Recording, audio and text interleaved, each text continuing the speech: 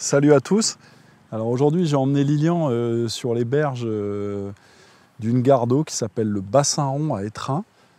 Ça faisait peut-être 25 ans que je n'y ai pas foutu une ligne. Donc je voulais montrer à Lilian et on se posait la question de savoir si la pêche c'était mieux avant. C'était mieux il y a 25 ans qu'aujourd'hui. Alors on a eu en fait une grosse discussion. Aujourd'hui, il n'y a pas de thème particulier en fait sur cette vidéo. Alors, la différence près, c'est que encore une fois, je m'essaye à la farine de poisson parce que c'est quelque chose qui, pour moi, est dans l'air du temps et sera vraiment amené à être employé de plus en plus pour un tas de raisons. Parce que, par exemple, dans ma région, le fouillis, les vers de vase, ça commence à devenir ultra compliqué à trouver. Et qu'en plus, les espèces de poissons qui nagent maintenant en fait, dans les canaux du Nord ont complètement évolué par rapport à ce que moi j'ai connu à l'époque. C'est-à-dire qu'à l'époque, ici, Bassin Rond, c'était la Mecque de la pêche des très gros gardons. Et il n'y en avait pas qu'un peu, il y en avait vraiment. C'était le début des brèmes. Et là, aujourd'hui, on se retrouve à prendre des poissons qui sont devenus un peu différents parce que les eaux ont changé, parce que les techniques de pêche ont aussi évolué, c'est-à-dire que le feeder n'était pas aussi développé qu'aujourd'hui et on pêchait quasiment exclusivement qu'à la canne. Voilà une jolie brème. Hop là. On pêchait exclusivement qu'à la canne et du coup, forcément, il y a peut-être certains poissons qui nageaient déjà et qu'on n'avait pas la possibilité de prendre parce que ça ne répondait pas à une présentation, je dirais, adaptée à la prise de certains de ces poissons comme les brèmes, les plaquettes et toutes les nouvelles espèces en fait, qu'on peut retrouver aujourd'hui. Parce qu'on a de plus en plus de carassins, il y a de plus en plus de carpes, on a aussi des îles mélanotes. Et les îles mélanotes sont pas arrivées par la magie du Saint-Esprit, donc une petite plaquette du Bassin Rond. Parce que les pêcheurs au vif, achetaient dans les magasins, donc achètent toujours dans les magasins des vifs. Et à une époque, c'était la grande mode des îles mélanotes, donc après leur pêche, les vifs qui leur restaient sur les bras ou le vif qui avait nagé toute la journée étaient libérés et relâchés en fait dans les eaux. Donc voilà. Alors, est-ce que la pêche était mieux avant ? Je sais pas, certainement pas. C'est-à-dire que c'était différent pour un tas de raisons. Enfin, je vous laisse découvrir ça dans la vidéo qui va arriver, le petit échange que j'ai eu avec Lilian. Pour vous parler de la pêche du jour, donc aujourd'hui, j'ai décidé de pêcher au feeder parce que c'est une pêche qui se pratique de plus en plus, qui est assez rentable, surtout l'hiver, parce que ça permet de sortir de la limite des 11,50 m ou des 13 mètres qu'on utilisait à l'époque. Et surtout, c'est facile à mettre en place. C'est une pêche ultra stratégique que moi j'aime énormément. Parce qu'en plus de la pratiquer en loisir, je la pratique également en compétition. Et aujourd'hui, on a énormément de formules de compète qui sont dites festival, open. Et puis pendant les open, vous avez la possibilité d'aborder votre poste et votre place du jour avec toutes les techniques de pêche moderne qui s'offrent à vous. Donc la grande canne, le feeder, l'anglaise, la bolognaise. Et le truc, c'est que aujourd'hui, les équipes qui gagnent sont les équipes qui arrivent à pratiquer toutes les pêches. Donc qui ne sont pas spécialement excellents dans toutes les pratiques, mais qui ont certaines notions. Donc moi, ça permet de m'entraîner. Ça permet aussi de mettre en application des choses qui me serviront pendant la belle saison lorsque les poissons vont mordre beaucoup plus. Et surtout, ça permet de pouvoir pêcher au fish meal parce que on va utiliser des petits volumes de cage.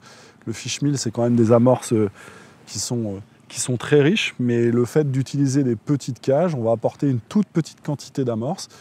Par contre, il s'avère que le pouvoir attractif de ces amorces est vraiment ultra efficace sur les poissons. Et aujourd'hui encore, pas pris beaucoup de poissons, mais que des thons. donc ça, c'est chouette.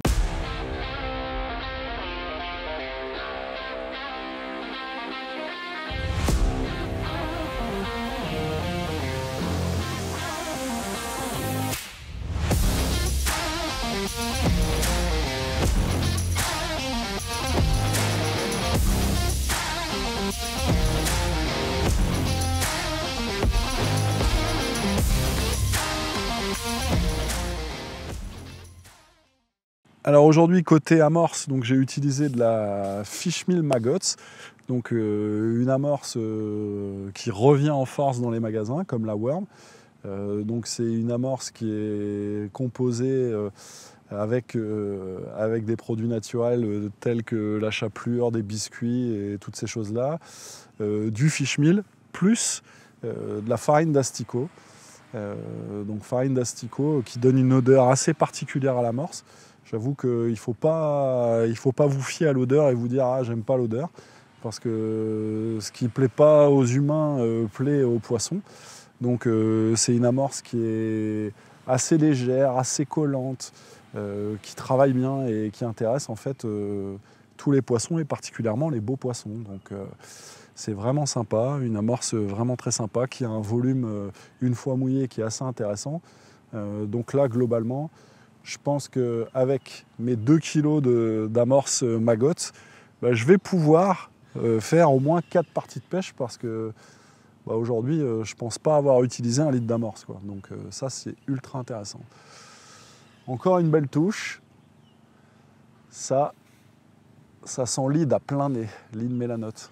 C'est typique. Donc des coups de tête assez forts. Ça revient lentement. Ça, c'est vraiment un poisson ultra curieux, ultra intéressant.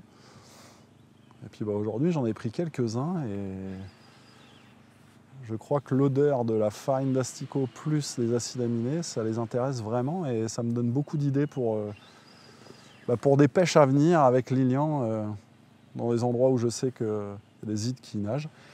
Ici, très honnêtement, je m'attendais plus à faire des hybrides, des brèmes, peut-être quelques égardons. Pas des ides et surtout pas de cette taille-là. Donc, ça, c'est le côté intéressant. Le côté intéressant de la pêche, c'est qu'on est toujours surpris. On a de la chance. On prend des beaux poissons, il faut être patient. Donc dans l'amorce, j'ai mélangé un petit peu de fouillis, des asticots morts, des pinky morts. Et à l'hameçon, c'est gros bouquet de verre de vase avec un asticot mort sur la pointe. Et ça a l'air d'être le menu qui intéresse les poissons. Ah bah non, je dis des bêtises, c'est une brème. Enfin une brème, petite brème. Mais bon, ça se battait un peu comme un nid. Donc voilà. Ouh, très nerveuse. Pleine de vie. Hop là. Voilà, donc là, c'est le renouvellement de la génération des plaquettes des brèmes. Parce que ici, je sais que j'ai un souvenir de pêche de brème l'été absolument extraordinaire, avec des poissons de très très belle taille. Donc voilà, petite plaquette du bassin rond. Enfin, c'est un poisson qui doit faire 600-700 grammes. Pleine forme, bien grasse, qui va nous faire plein de beaux bébés. Allez, on la met dans la bourriche. Je relance.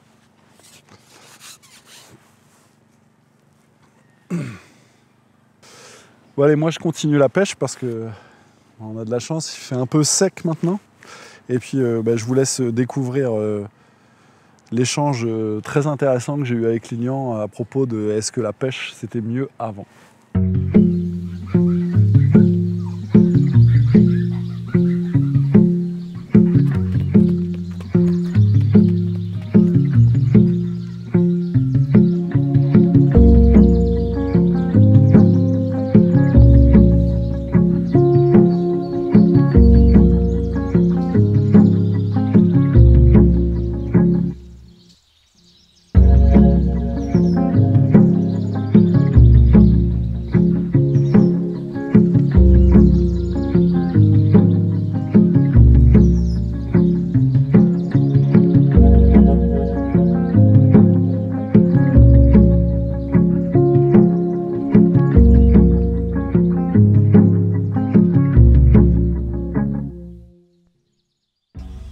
Je sais pas du tout ce que c'est comme poisson, ça se comporte ultra bizarrement. Mais je suis vraiment content, parce que c'est bien, faut être patient. 2 heures d'attente. 2 heures d'attente. 2 heures de café. Ah mais c'est une tanche. Une tanche. Ah, ou un nid. Ou un Enfin, nid. c'est un drôle de poisson. Ah c'est un nid, il est magnifique. Alors là aujourd'hui, ah oui. Alors aujourd'hui je pêche avec la Fishmeal Maggot. Il va être de retour en stock. Oh là là, ce poisson. Oh la vache. Et. Allez, viens, mon doudou. Youhou.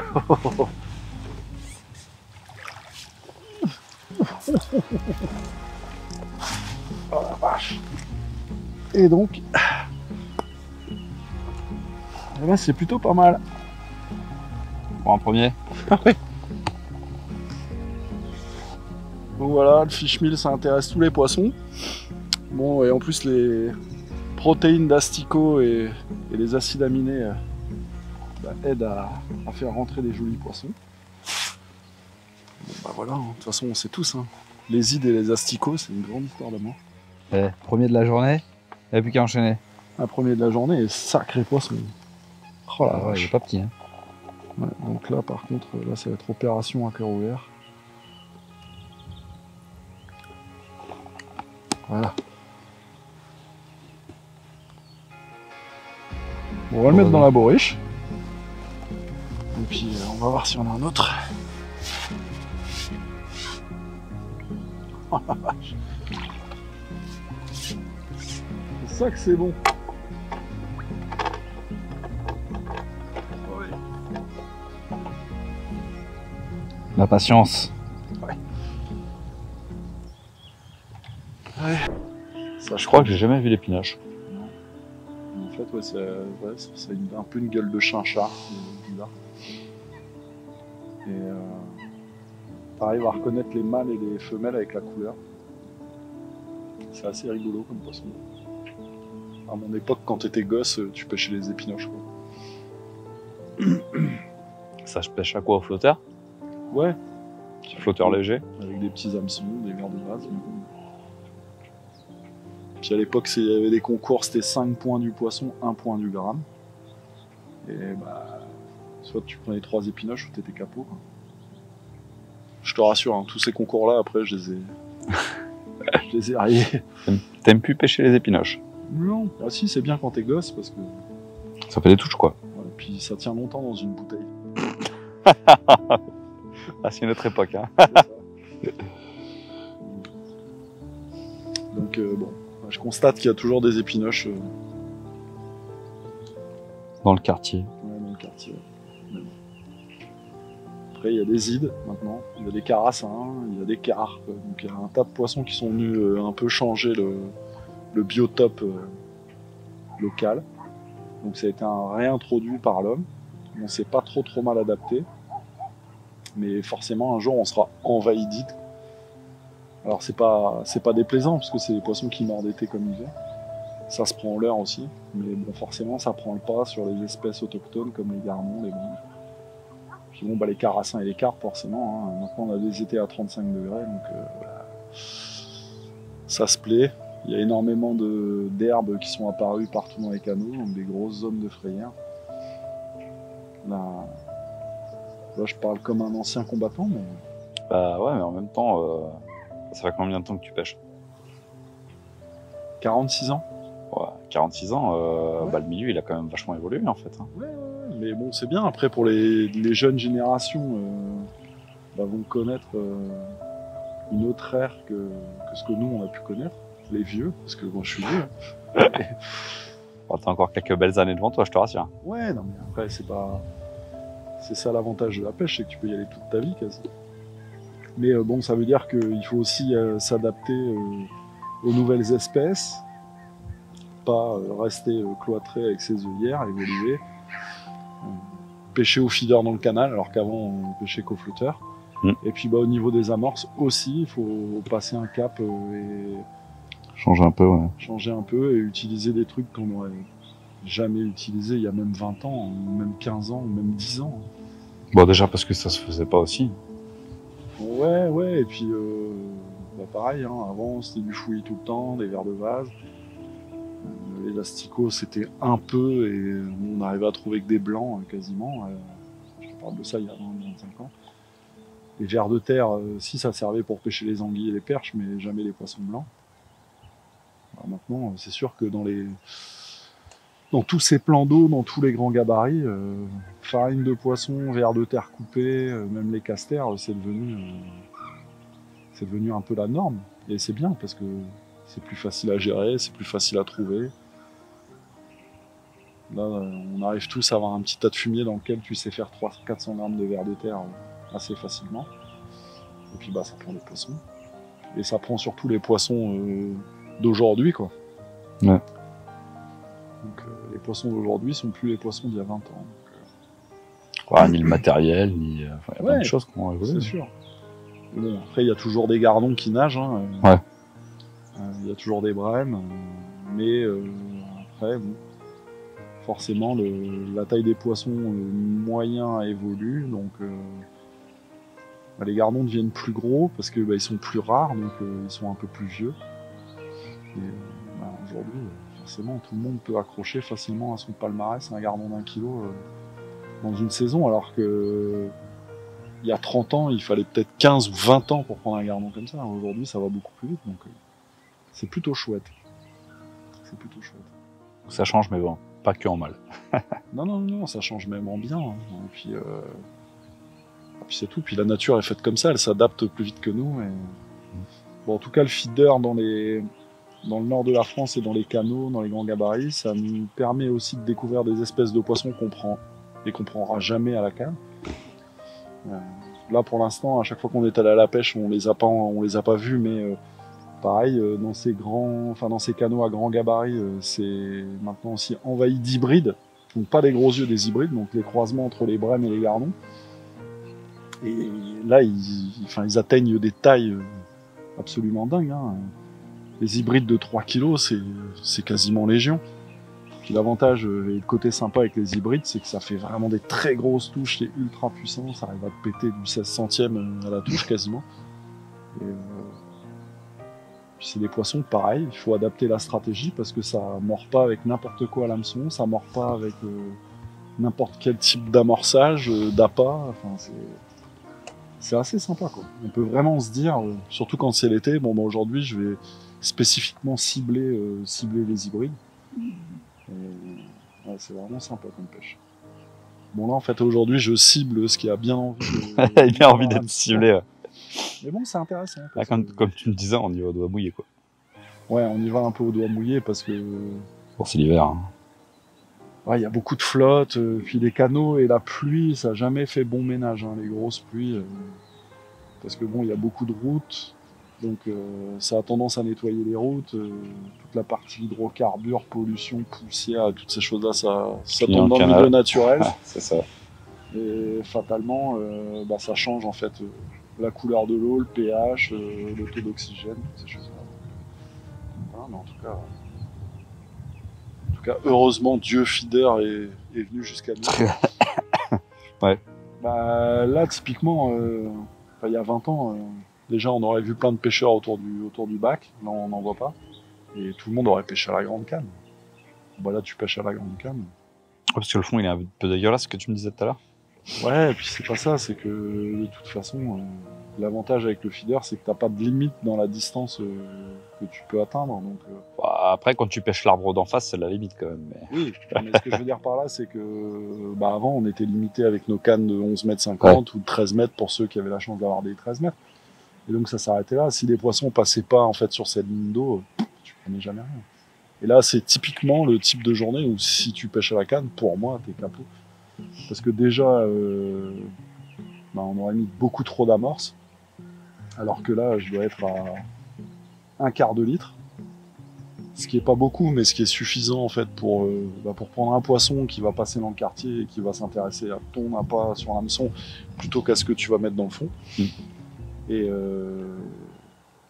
c'est ça qui est vraiment dingue avec le feeder, c'est que ça apprend aussi à avoir la main moins lourde sur les appâts, sur les amorces, gérer l'approche complètement différemment. Et on fait plus les sauts comme avant, à se dire allez, on mouille 12 litres d'amorce, on jette tout, on ferme les yeux et on se bouche les oreilles et on verra si ça marche ou pas. Ça d'ailleurs, c'est un truc qui me taraudait la dernière fois. Est-ce que toi, quand tu pêches à la canne maintenant, tu te dis je vais peut-être mettre juste 2 boules, ou tu continues à mettre 3, 4, 5 boules, tu vois? Alors ma façon de pêcher à la grande canne a changé grâce à 2 techniques. Donc la pêche de la carpe en carpodrome, parce que ça c'est le meilleur des exemples. En fait, les carpes c'est des poissons énormes qui mangent énormément. On aurait tendance à dire qu'il faut en mettre beaucoup. Et parfois juste avec 500 grammes de pelée, t'arrives à prendre 100 kilos. Ouais, petite coupelle par petite coupelle et tout. Ouais. Alors il y a des jours, il faut 10 kilos de pelée. Hein. Enfin, j'exagère à peine, mais c'est un exemple quand je dis 10 kilos. Et la pêche au feeder. C'est-à-dire qu'on a tous commencé la pêche au feeder quand on est sorti de la pêche au cou, à la grande canne, avec une canne d'amorçage, des pots de yaourt, et bam, et bam, et bam. Et en fait, on va faire un tas d'amorces et on va pêcher sur le tas d'amorces pour voir ce qui se passe. Alors que l'inverse au feeder, on va dire que c'est complètement l'inverse au feeder d'après moi. C'est-à-dire que c'est un peu comme la carte à la canne. C'est-à-dire qu'il faut en mettre un petit peu, voir ce qui se passe. De toute façon, s'il y a un poisson qui passe sur la ligne que tu as choisi en fonction du fond que tu auras sélectionné, tu vas le prendre, parce que il va s'intéresser à ce que tu as à l'hameçon, comme la carte. Et à la grande canne, aujourd'hui, c'est ça aussi. C'est-à-dire que je me souviens pas avoir mouillé 15 litres d'amorce. Et je pense qu'aujourd'hui, quand j'ai 10 litres, ça me paraît beaucoup et ça finit rarement à l'eau. Parce qu'effectivement, il y a la même approche de se dire, voilà, on va mettre 2-3 boulettes au départ et on va en fait aviser en fonction de l'appétit du poisson et de l'humeur du jour. Donc ouais, il faut y aller petit à petit. C'est pour ça qu'aujourd'hui, ce qui est chouette, avec l'arrivée des farines de poisson, c'est qu'on récupère des amorces qui sont ultra puissantes en termes d'énergie, de protéines, d'attraction olfactive et gustative. Et avec un paquet de 2 kilos, même à la grande canne, on est capable de faire 2-3 parties de pêche, même dans le milieu naturel, quoi. Donc, et avoir des résultats qui sont complètement dingues. Donc la pêche, c'était pas mieux avant, c'est juste différent. Non, la pêche, c'était pas mieux avant. Alors si, ce qui était mieux avant, parce qu'on en a parlé tout à l'heure, c'est que les saisons étaient vraiment marquées. Ouais. Et que là, par exemple, cet hiver, on a couru tout l'hiver après les poissons pour essayer de les trouver. Alors, il y a des gens, on avait de la chance, on les trouvait, on les prenait. Et puis, il y a des semaines où on les trouvait pas. Alors qu'avant, il y avait des secteurs d'hiver. Ouais, c'était assuré, quoi. Ouais, c'était assuré de trouver des poissons sur ces zones de bief, parce que, voilà. Et bon, les saisons ont changé. Il y a un envasement aussi généralisé des canaux qui fait que le volume d'eau global a complètement changé. Avant, ici, il y avait beaucoup plus de fond, il y a 20 ans. Maintenant, il y en a beaucoup moins. Donc forcément, l'eau aussi a changé, quoi. Le biotope change. Donc c'était mieux avant parce que c'était plus facile de trouver les poissons l'hiver. Et plus facile de les trouver l'été. Aujourd'hui, c'est plus compliqué l'hiver. Par contre, c'est beaucoup mieux réparti l'été. Bonjour. Bon, si j'attrape pas de poisson, je vais peut-être attraper un poney. En tout cas, c'est sympa. Voilà, et ça c'est ce qui est chouette dans ces endroits-là, c'est que c'est calme. Personne qui vient vous embêter. On est confortablement installé. Il y a des poissons qui nagent, hein, c'est sûr. Ouais. Après, il faut être patient. Et pour les compétiteurs, je pense que ça, c'est tout à fait le genre d'exercice qu'il faut se forcer à faire. Donc se dire que, la pêche, peut-être pour prendre que 3 ou 4 touches, ou peut-être qu'une touche. Mais quand on a la touche, c'est ferrer et mettre le poisson dans la bourriche. Oh, cassé! Oh. Ouais, c'est beau. Pop. Bon là, à mon avis, on était sur un hybride. Parce que c'était typiquement la touche des hybrides. Ça fait un petit appel là, comme les carpes. Et l'hameçon s'est ouvert. Alors, c'est pas un hameçon ultra puissant, c'est un N20. Mais quand même, quoi. Rassurant, hein. Il fait 4 degrés, l'eau elle est glacée, donc j'ose même pas imaginer cet été, quoi. Bon bref, donc là, Là, cette touche-là, elle était vraiment violente. Juste avant, j'ai raté 2 touches, dont un passage dans le fil à mon avis. Donc là, ça veut dire que les poissons sont peut-être arrivés. Donc je vais passer sur un N30, donc un peu plus fort de fer, un peu plus fort en diamètre de nylon également. Et puis on verra, parce que là, honnêtement, là c'était le poisson de la journée. Oh la vache! Bon allez, c'est parti. Je dirais pendant ces entraînements et ces pêches d'hiver, à optimiser tout ça, donc le rythme d'amorçage, la quantité d'appât qu'on va mettre, la partie précision aussi, et que effectivement on arrive à enregistrer 1 ou 2 touches et mettre en fait l'1 ou 2 touches dans la bourriche. Et bah, fatalement, sur les périodes un peu plus favorables, au printemps, à l'été, en automne, bah, quand on va avoir beaucoup plus de touches, forcément on sera beaucoup plus proactif, on sera beaucoup plus efficace, et ça permet d'évoluer. De toute façon, moi c'est fini, je ne mettrai plus jamais, même en compétition, un tas au départ avec 5 ou 6 litres d'amorce au feeder, c'est terminé, je le ferai plus jamais. Parce que ça sert à rien. Alors ouais, ça démarrera peut-être moins vite que les autres, mais 5 heures de pêche, en fait, c'est pas un sprint, c'est un marathon, donc ça se gère. Voilà. Et pour la pêche de loisir, c'est pareil. Là, le bac, je pense que tout à l'heure, je vais jeter les 3/4 de ça. Et ça m'a pas empêché de prendre un poisson pour l'instant. On parlait, toi qui pêchais ici il y a longtemps. Ouais.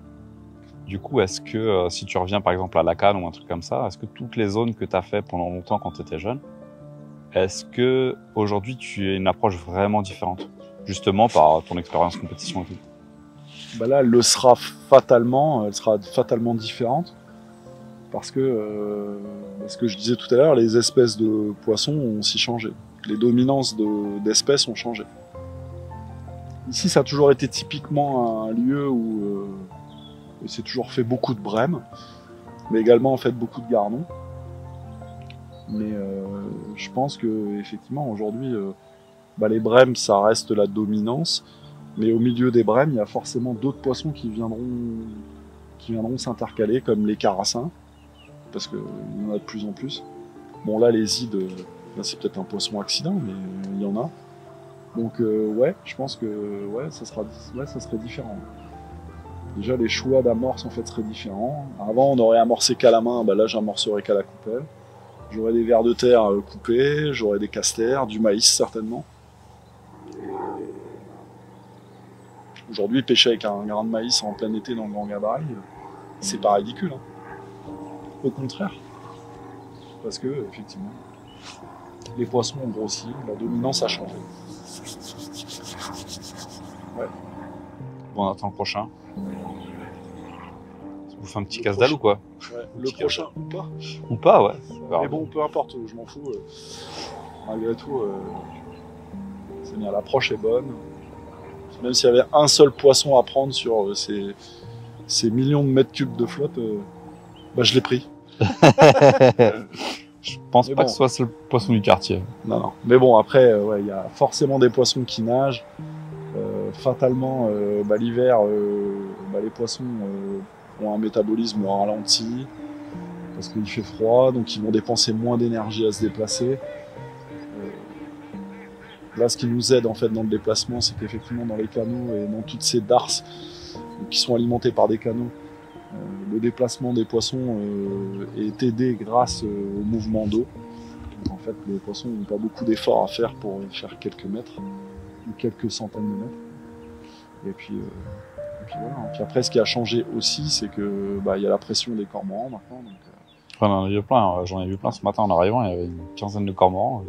Même là, il y en a qui ont plongé 2-3 fois sur ton coup. C'est pour ça aussi que l'approche doit être différente maintenant de ce qu'on faisait avant. C'est-à-dire que tout ce qui est très bruyant, tout ce qui est très visible, tout ce qui manque de discrétion, on va dire, doit être complètement proscrit de l'approche. Donc c'est pour ça que faut pas avoir peur à se dire je vais jeter ma ligne et je vais pas y toucher pendant 20, 25, 30 minutes peut-être. C'est pas être résigné, mais c'est une autre façon d'aborder et d'avoir une stratégie différente. Là, clairement, je pense que l'été, il faudrait certainement relancer plus souvent. Mais si aujourd'hui, je décidais par exemple d'accélérer le rythme à en mettre, ça serait pire que mieux parce que ça créerait une zone de perturbation qui pourrait être assimilée à du danger par les quelques poissons qui nagent dans le quartier. Donc je suis tranquille, je pose la cage, j'attends et voilà, un peu comme les carpistes à la batterie, j'attends le passage, je remets ma ligne de temps en temps, je réapporte un petit point d'amorce et d'appât. Je désespère pas sur le fait qu'à un moment donné, t'as une bande de 3-4 brèmes qui glissent et qui s'installent ou d'un gardon XXL. Ah, tu l'attends ton gardon de 2 kilos. Et il y en a un.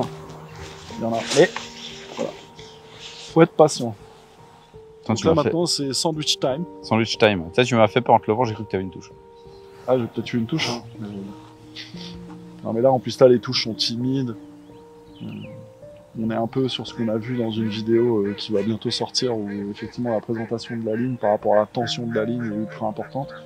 Donc c'est tous ces petits détails que vous allez pouvoir régler sur les pêches hivernales ou compliquées qu'il faut surtout pas fuir, au contraire, hein, il faut y aller parce que il y a un tas de trucs à découvrir, il y a un tas de trucs à apprendre et qui permettront en fait toutes ces adaptations en fait de pouvoir être prêt le jour où il va y avoir beaucoup de touches parce que forcément vous allez avoir un rendement qui sera nettement supérieur aux gens en fait qui attendent le beau temps pour aller à la pêche. Après je critique pas, hein, je peux comprendre qu'on n'ait pas envie d'avoir froid, un bonnet sur la tête et se dire je vais prendre 1 ou 2 poissons dans la journée, ça y a pas de souci. Avec les mains rouges et le nez qui coule. C'est ça. Mais bon, ça fait circuler le sang, monsieur. Ouais, c'est ça. À la Scandinave. Je préfère ça que de me rouler dans les orties, tu vois. Ouais, c'est vrai. Ça, je vote pour. Non, mais bon, en tout cas pour les gens un peu entre guillemets pas pointilleux, mais qui ont envie de pêcher toute l'année. Ces pêches-là sont pas des pêches vaines. Les poissons que vous allez prendre, ça va pas être des poissons de chance. Ça va être des poissons que vous aurez pris parce que les choses ont bien été faites, en tout cas dans l'ordre des choses. Voilà. C'est mérité. Voilà. Et tout ça, quand va arriver le printemps et l'été, parce que je l'attends aussi avec impatience. Oh, putain, ouais. Là, forcément, il y aura un peu plus de rendement. Et je me souviendrai de ce qui marchait l'hiver pour pouvoir prendre 1 ou 2 poissons. Voilà. On va laisser passer la gendarmerie et on va manger un sandwich. Enfin, oui. Allez. Alors, pour vous, après avoir écouté cet échange avec Lilian, la pêche, c'était mieux avant ou ça a changé? C'était différent? C'était comment pour vous? En tout cas, dites-le nous. J'espère que vous avez apprécié cette vidéo. Comme d'habitude, je vous invite à liker, à partager et à vous abonner à nos réseaux sociaux Facebook, Instagram, YouTube. Moi, je vous dis à très bientôt au bord de l'eau pour une nouvelle vidéo. Et puis, on va profiter du soleil du soir pour essayer de prendre un dernier poisson. Ciao!